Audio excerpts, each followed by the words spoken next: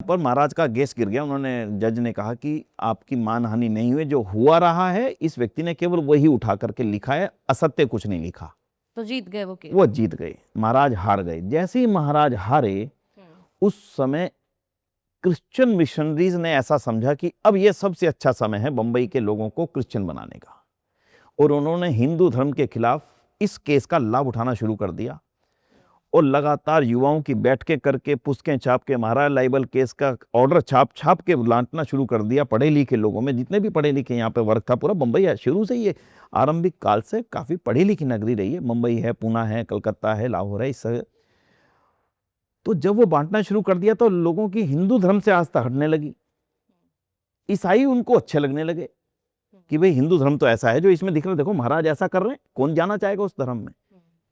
ऐसी परिस्थिति में जिन लोगों ने गवाहियां दी थी उनको उनकी जाति से अलग कर दिया गया था।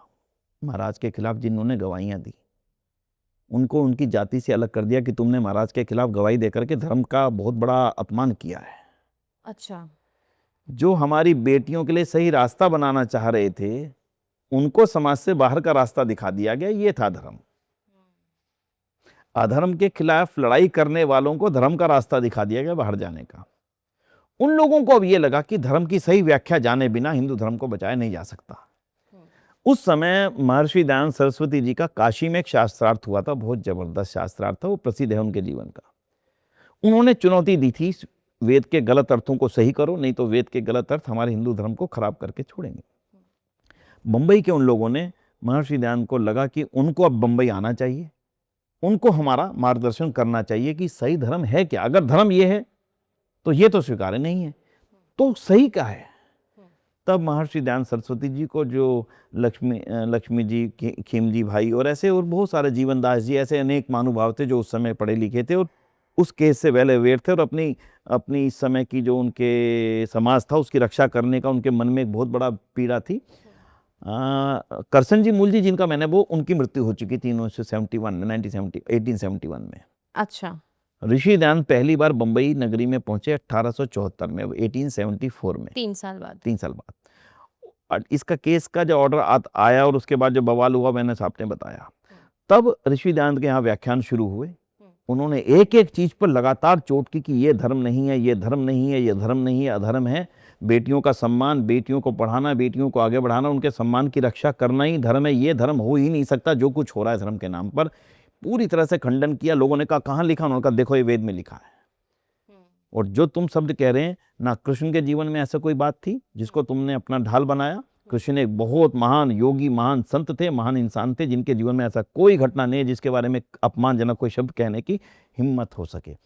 ऐसी परिस्थिति में जब उनके, तो शास्त्रार्थ का उन्होंने चैलेंज किया कि अगर मेरे मंतव्य पे किसी को दिक्कत है तो आए शास्त्रार्थ करे। इसी बंबई नगरी में शास्त्रार्थ हुए, बड़े बड़े विद्वान सामने आए, शास्त्रार्थों में हारना पड़ा।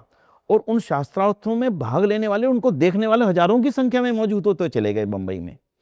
और ऋषि दयानंद का कद 6 फुट 9 इंच था। तो 6 फुट 9 इंच का एक व्यक्ति तो अपने आप में एक आकर्षक व्यक्तित्व है। आदित्य ब्रह्मचारी, वेदों के विद्वान, प्रखर वक्ता, इन सभी गुणों और सत्यवादिता सबसे बड़ा हथियार था उनका।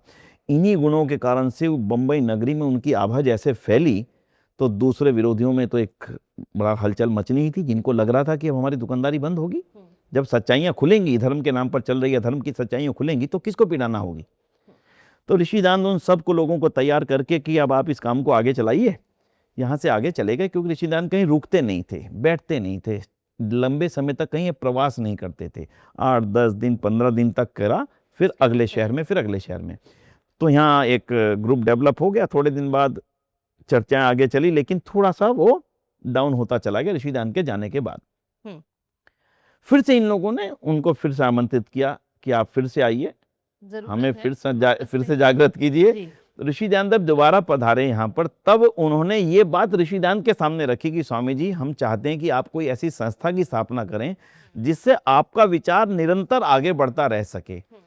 तो उस समय ऋषि दयानंद ने कहा कि अगर आप ऐसा चाहते हो तो कर लो, पर उसकी नियम व्यवस्था बना के करना, ताकि वो भी एक मत ना बन जाए दूसरे मतों की तरह। जैसे पहले की जिसकी बात कही वैसा कोई मत ना बन जाए, इसलिए आप भी कोई व्यवस्था ऐसी ही बनाना जिससे सब ठीक चलता रहे। जैसे मैं अन्यों को उपदेश करता हूँ वैसे तो मैं भी करता रहूंगा। उनका कोई इस संस्था से कोई बहुत ये लगाव कि मैं बना रहा हूँ, मैं संस्थापक हूँ, ना हूँ। वो बिल्कुल मनुष्य मात्र को केवल अपनी बात कह करके आगे चलना चाहते थे। भाई जो समझे चल ले, जो ना समझना चाहे उसके लिए मैं कुछ नहीं कह सकता हूँ। तो ऐसे करके 7 अप्रैल के दिन पहली बार ऋषि ध्यान ने बम्बई की गिरगांव में, जहाँ पे आज सुबह हमारा जाना हुआ, वहाँ पर आर्य समाज की स्थापना की एक बैठक की। उस बैठक में सबको कहा कि जो भी इसका सदस्य बनना चाहे सदस्य बनकर स्वीकार करे और इस विचारधारा को आगे बढ़ाएं।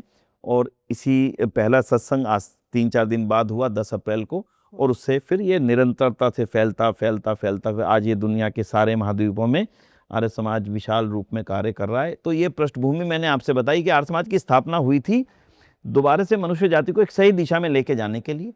जो जो बुराइयां, कमियां, पाखंड, अंधविश्वास, अशिक्षा का वातावरण उस समय तक बन चुका था इस समाज में, उनको एक एक एक एक एक एक करके, जिनके कारण से हम गुलाम हुए, जिनके कारण से हम अनपढ़ हुए, जिनके कारण से हमारी एक जो एक आभा प्रतिभा पूरी दुनिया में थी वो समाप्त होती चली गई, उन चीजों को वापसी लाने के हित में ही ऋषिदान ने आर्य समाज की स्थापना की थी। ताकि धर्म के रास्ते से लोग भटके ना, बल्कि साथ में आ पाए, सही रास्ता देख पाए, और सही जो धर्म के नाम पर कुरीतियों का जो प्रचार हो रहा था वो बंद हो जाए। कहीं ना Exactly. कहीं ये उनका उद्देश्य था। एग्जैक्टली